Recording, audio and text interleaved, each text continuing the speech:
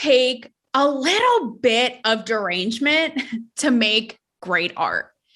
I mean, really think about that. Really think about it. We are all unhinged anyway, right? And in today's 1 millionth deranged news story of the day, here's what got me thinking about all this, okay? Is the Vulture piece that has gone viral, that is all around the internet, like it is swirling from every lighthouse to your grandma's mailbox, like everywhere you've ever seen, on the man who fell from his throne, Joss Whedon.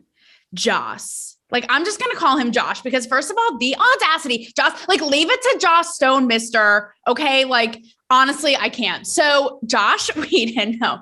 So if you don't know, I'm going to get you up to speed because Vulture did a profile on this man who had a fall from grace and everyone's losing their minds. It literally got me out to be on Twitter and go on there and type something and hit send because I was feeling a type of way. I know. And now I need full blown therapy because everybody on Twitter is literally off of their rocking chairs, like full blown into the stratosphere. Okay.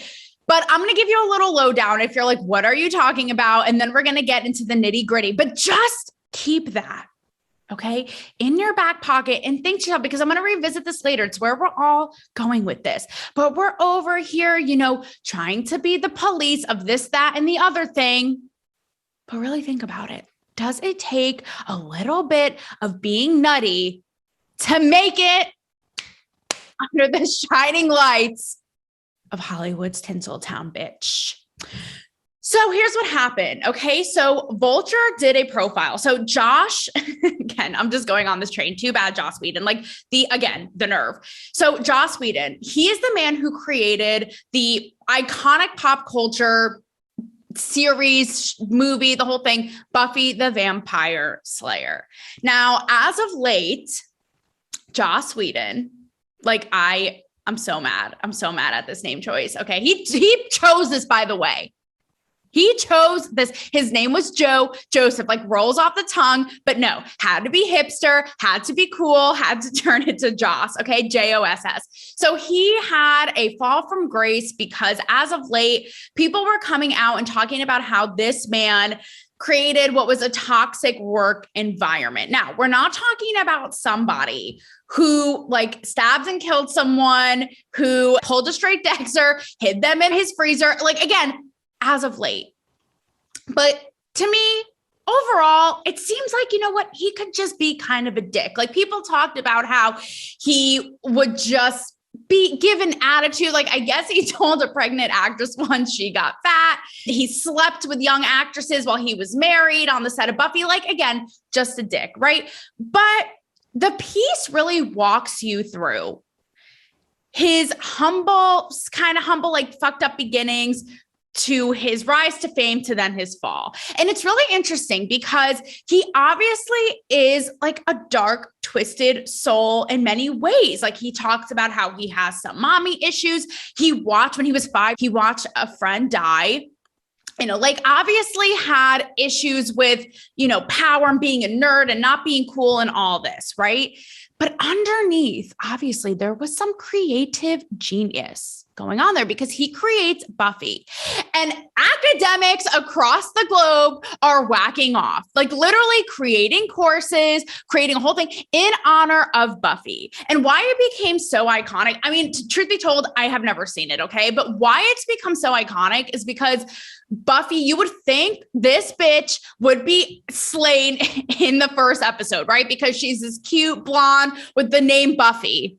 Need I say more? So normally these bitches would get chopped off and would get axed out literally quicker than you can say Michael Myers, but it sort of flipped the trope on its head. And she is the vampire slayer. And again, there are some dark issues in this shit. Like you may think it's like teen pop culture stuff, but this shit, again, like this man was dark. I mean, she would fight off violence and attempts at rape, like all this stuff, go Buffy. And so everybody from college professors to Samantha down your cul-de-sac related and really saw something in Buffy. So this man became what was a, cultural phenomenon and a feminist icon. Now, again, people have been coming out of the woodwork, accusing him of all this stuff. And what also has been getting this man under fire, he had directed major superhero movies, okay? Like he was at the helm of Avengers, of Age of Ultron, and then all of this shit hit the fan. Okay. Because it was this whole thing where he stepped in to direct DC Comics Justice League. And people, including the cast, like Gal Gadot, had some words to say about him. But before we get to that, okay, a little bit more about this man's like twisted little soul. So it seems to me, again, like he had this thing, a lot of the times like the geek nerd boy fantasy, and they kind of like let it portray out on the screen. And so that's what the article really talks about. It's like, did he see himself in Buffy or wanna, slay Buffy in bed like a vampire? I mean, honestly, it's like this like clash of these two ideas, right? Like this like boy fantasy kind of like created, and again, like, struggling with all his demons and like making that into Buffy and bringing that into the big screen. Like, remember, this came from his brain. Okay. So that's a little bit of a backstory. And I really quickly want to give a shout out to Vulture, who I've worked for.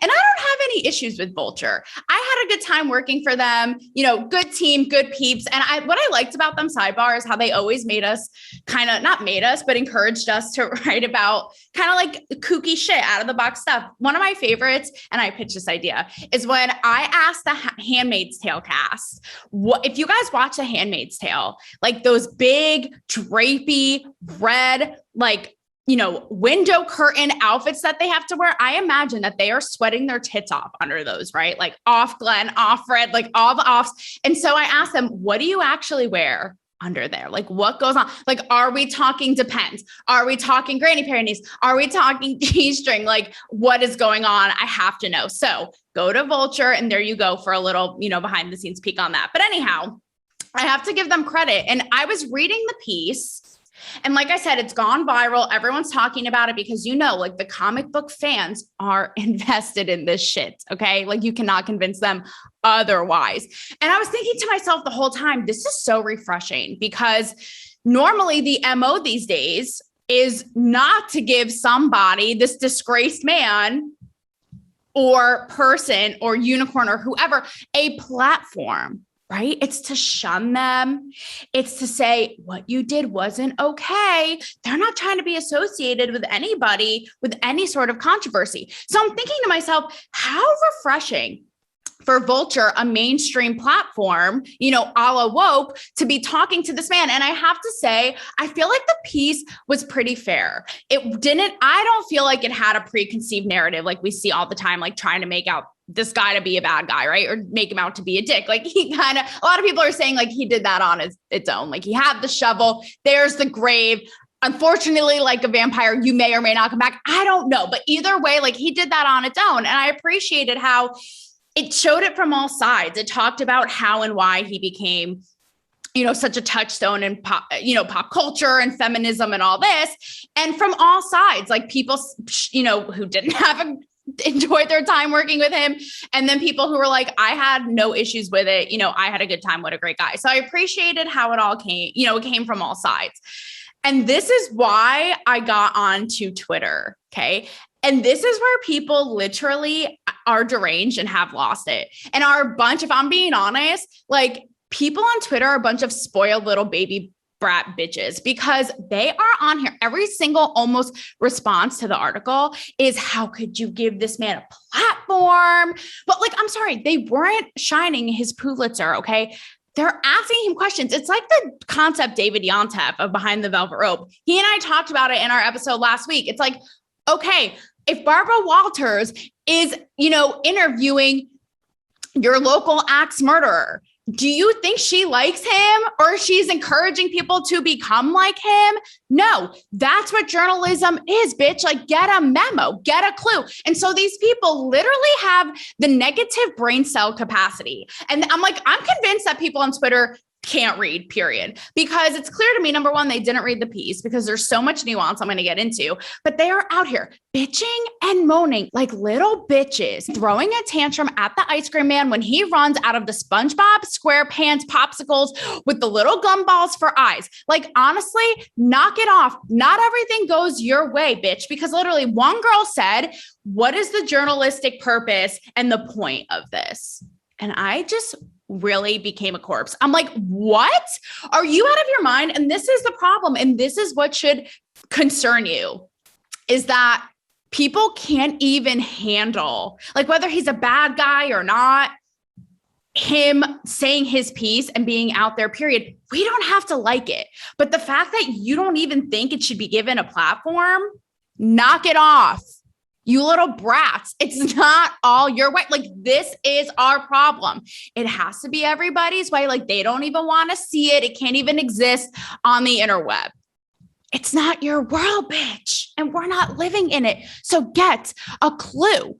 Here's one tweet that really had me so concerned. Okay. Just check this out. So here's another thing, and it raises the issue too, right? People don't think that this guy was canceled enough because he's on the cover of New York Magazine. And obviously this is the big profile. So people are like, oh, is this like, this is why people don't think, don't think that cancel culture is real, because they're like, oh, this is what like, quote, canceled people get. Like, they get their eyebrows waxed and are able to get like the cover of, New York Magazine. Like, this is how we're going to reward them. Like, oh yeah, okay, cancel culture. Like, if anything, it's helping these people, right? So here's what this person said. Cancellation opens all sorts of doors, period.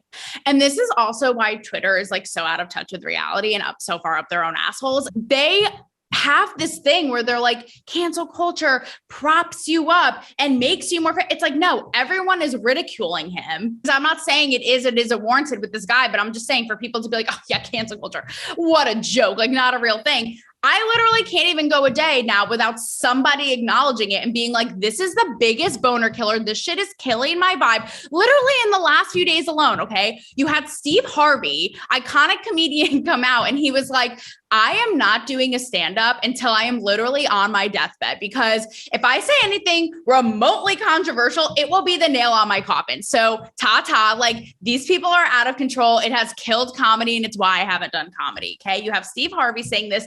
Get ready for this one, okay? The motherfucking Pope, the Pope himself. Okay. And again, a man with some controversial takes and issues. Like, don't forget when a couple weeks ago, he blamed pet owners for people not populating the earth and not reproducing and not doing what we were born to do. He's like, yeah, you guys are all preoccupied with your dogs. Nobody is bearing children. And it's like, sir, says the man who was celibate, for his whole entire life. Like, wow, the irony. But I have to say, he came in hot with the cancel culture take. He talks about how it's, it's in institutions and universities and all around town, how it is just having like such a grip on our free expression. Nobody can have a thought outside what they say is okay. And by the way, so arbitrary. And they literally just decide depending on how the fucking wind blows.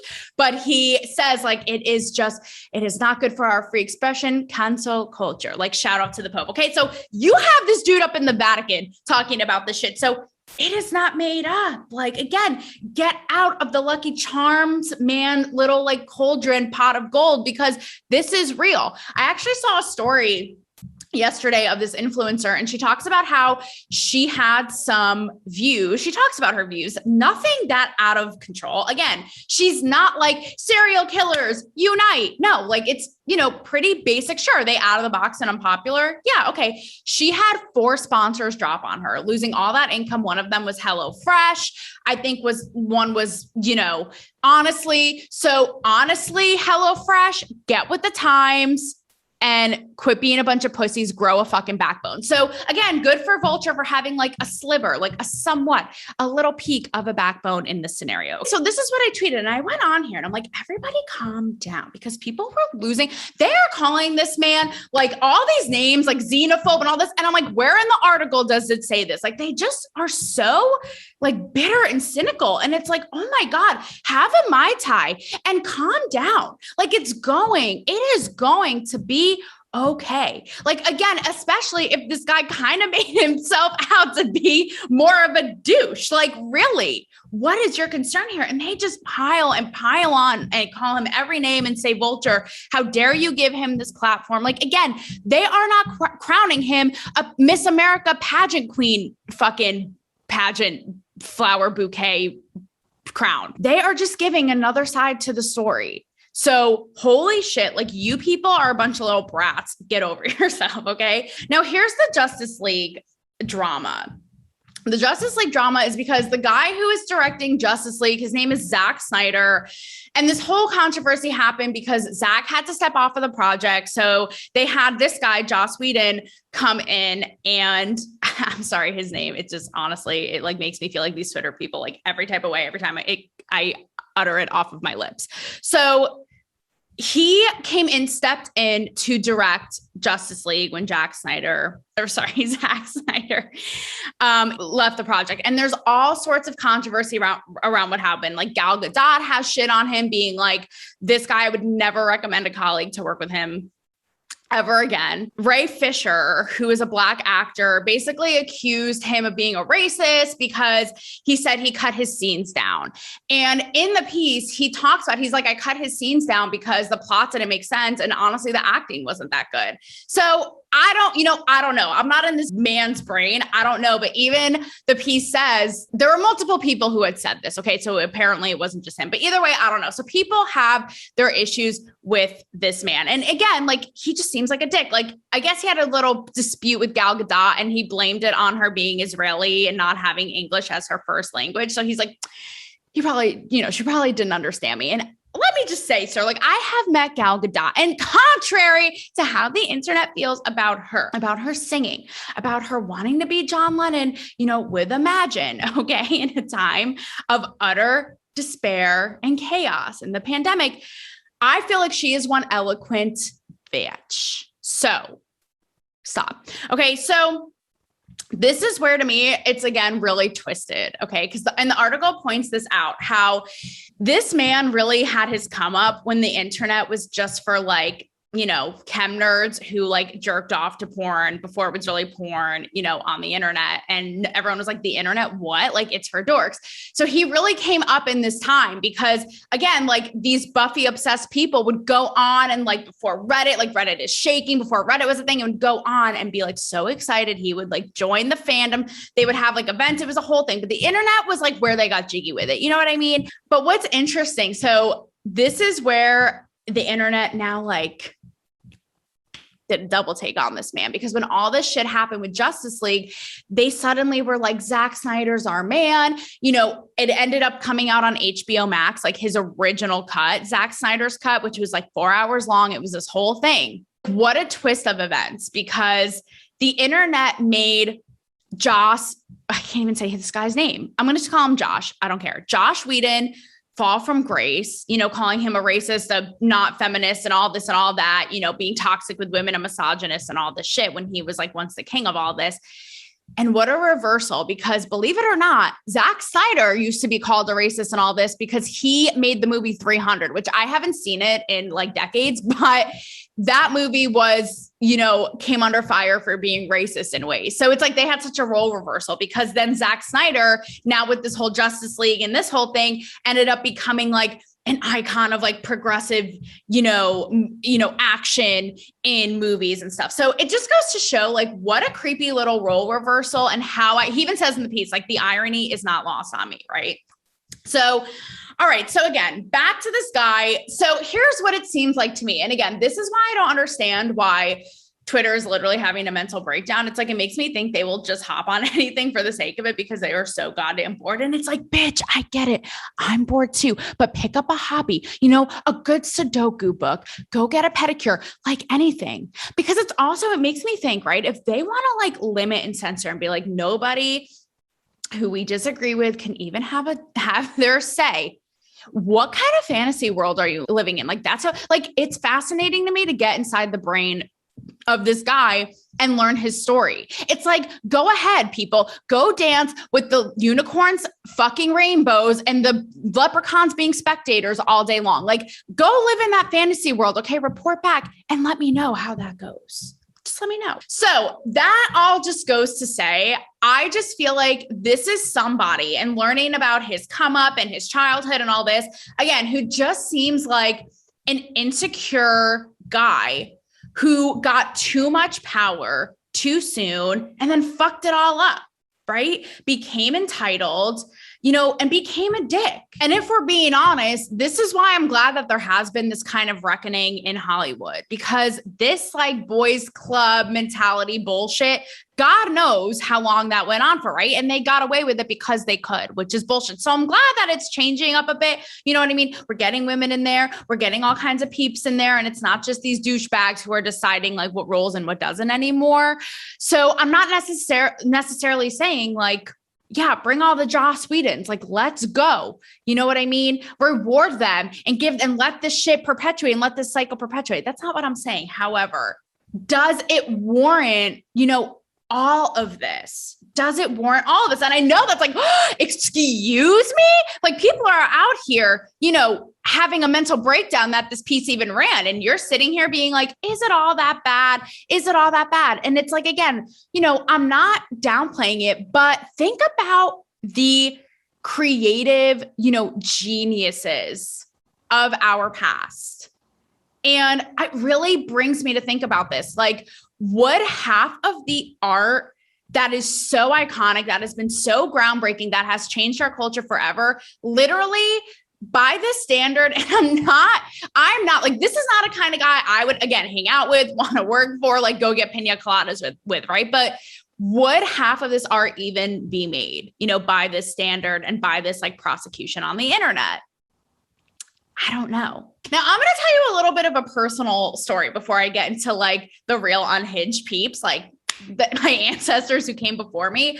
But this is honestly actually a conversation that I have, because as a creative person, I have my own hangups too. Now, I'm not going around telling pregnant people they look fat, and I'm not going around like trying to sleep with 18-year-old boys. Like, a bitch has things to do, right? But even things like, I will compulsively sometimes overthink things before or after they happen. Maybe though, is that part of your creative like bone? A lot of creative people deal with this, like with anxieties and different little things, right? That they don't always talk about, which is why I appreciate when they do. But the point is, like, even here's an example, right? Like Madonna, she talks about how she has suffered with insomnia her entire life. Like, imagine sleeping for 30 minutes a night, waking up, it is dark out, and then having to go perform like a virgin, gyrating with cones on your tits for 3 hours. Like, how exhausting. And part of me thinks, if she didn't have this, does it make you better? Does it drive you to be better? Sometimes I notice when I have my little anxieties, I perform 10 times better. It's like, is it part of what makes you, a part of what drives you, a part of what, it's like something you tap into, right? Like with Madonna, would half of these people be as good, as gifted, and as successful without it? Like, is there a little part of us that we need to be like a little unhinged, honestly, right?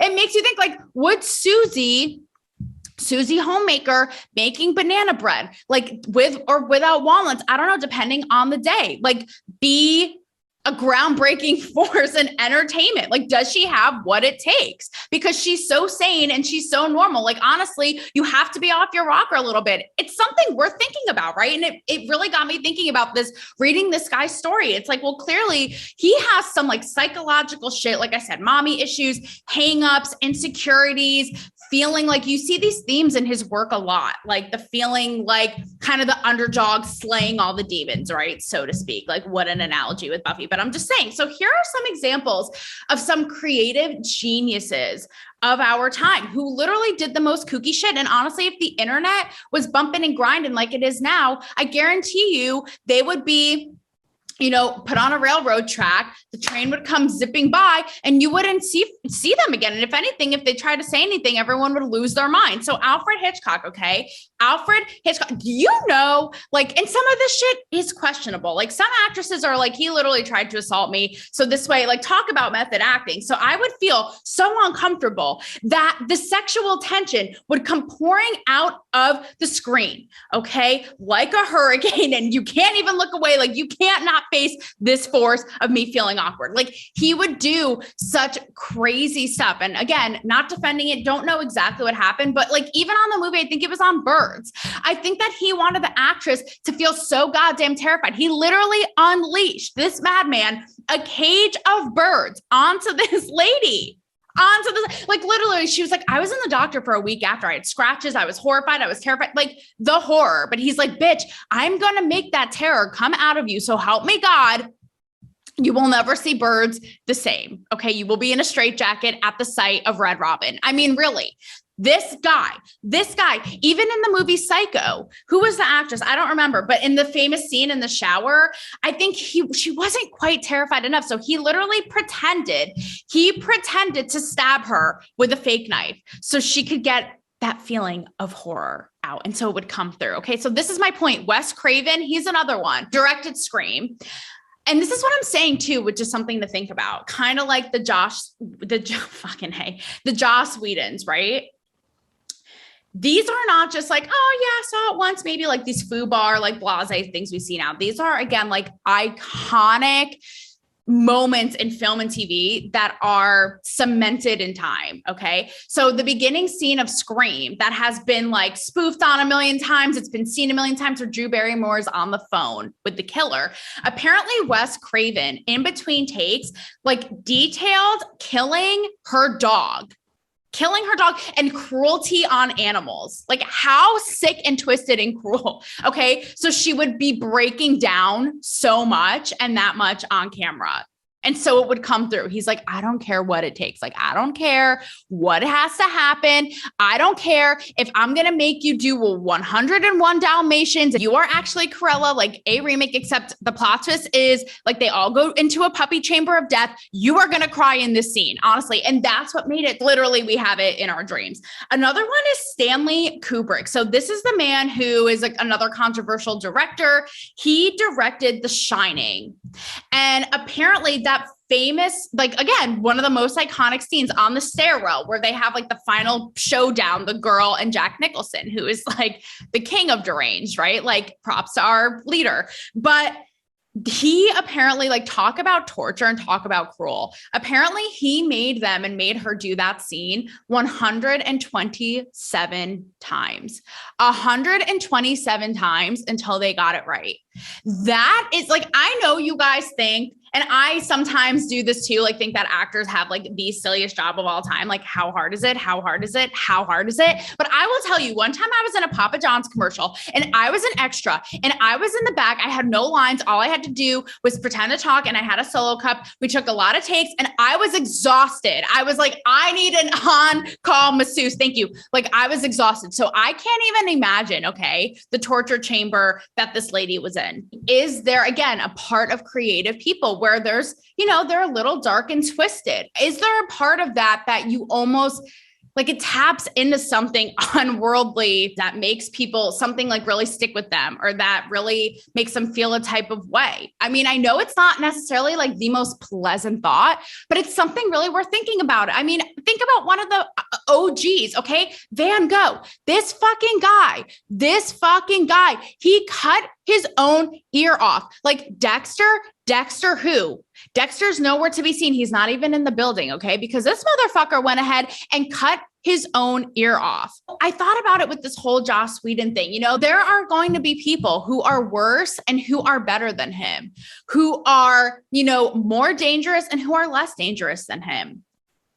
But the problem with this whole thing is that we're trying to, like, obviously Joss Whedon's story, he's not a saint. but is he really that much of a sinner? I mean, maybe does he deserve to work in Hollywood? I don't know. Maybe not. I mean, what's the line, right? Like the line is always changing, and not excusing any bad behavior, but it's worth thinking about. Like we are all human, and it takes someone especially nutty, it seems to me, to make really good art. You can't be a basic bitch.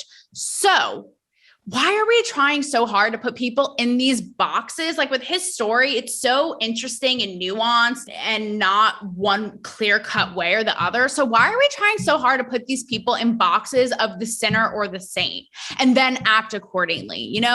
Life is really messy. People like Van Gogh's ears, like his masterpieces. It's just messy. And that's just the way the cookie crumbles. And we're trying so hard to do it, put people and prosecute them in these neat little boxes, accordingly. So there will be better, there will be worse. And you know what? To make something really great, do you have to be just a little bit mad?